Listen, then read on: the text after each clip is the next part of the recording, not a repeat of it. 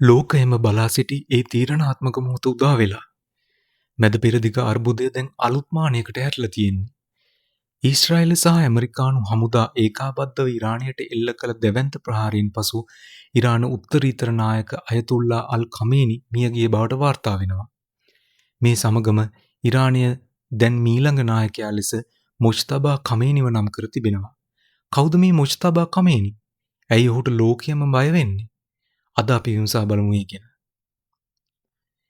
ඉරාන රජයේ නිල පුවත් ඒජන්සිය වන මෙහිර් පුවත් සේවය තහවුරු කරන පරිදි අයතුල්ලා අල් ඛමේනිගේ දෙවන පුත්‍රයා වන මුජ්තබා ඛමේනි මේ වන විට පූර්ණ සෞඛ්‍ය තත්ත්වයෙන් පසු වෙනවා. ඛමේනිගේ මරණයත් සමග ඉරානයේ බලය කාතට පත් වේදයි ලෝකයම කුතුහලයෙන් සිටින මොහොතක මුජ්තබා ඛමේනි කරලියට පැමිණීම විශේෂත්වයක්. මුජ්තබා ඛමේනි කියන්නේ සාමාන්‍ය පුද්ගලයෙක් නෙමෙයි.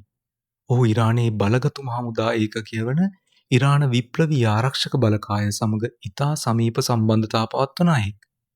එපමණක් නොවේ, ඔහු 2019 වසරේ සිට ඇමරිකානු සම්බාධකවට ලක්ව සිටින පුද්ගලයෙක්ද වෙනවා. දේශපාලනික විචාරකයන් පවසන්නේ ඉරාන විප්ලවය හරහා රාජාණ්ඩු ක්‍රමය පෙරලා දැමූ ඉරානය තුළ නැවතත් පියාගෙන් පුතාට බලය පැවරීම යම් ආගමික සහ දේශපාලන ගැටලු මතු කළ හැකි බවයි. නමුත් වර්තමාන යුදමය වාතාවරණය හමුවේ හමුදාවේ සහාය ඇතිව මුජ්තබා ඛමේනි බලයට පත්වීම වැළැක්විය නොහැකි බව බොහෝ දෙනා විශ්වාස කරනවා. මේ අතර ඇමරිකානු ජනාධිපති ඩොනල්ඩ් ට්‍රම්ප් පවසා සිටියේ මෙම ප්‍රහාරය ඉරාන ජනතාවට මෙන්ම ලෝකයටම යුක්ති ඉටු කිරීමක් බවයි. නමුත් ඉරානය පවසන්නේ සිය නායකයාගේ මරණයට පළිගැනීමට තමන්ට නෛතික අයිතියක් ඇති බවයි.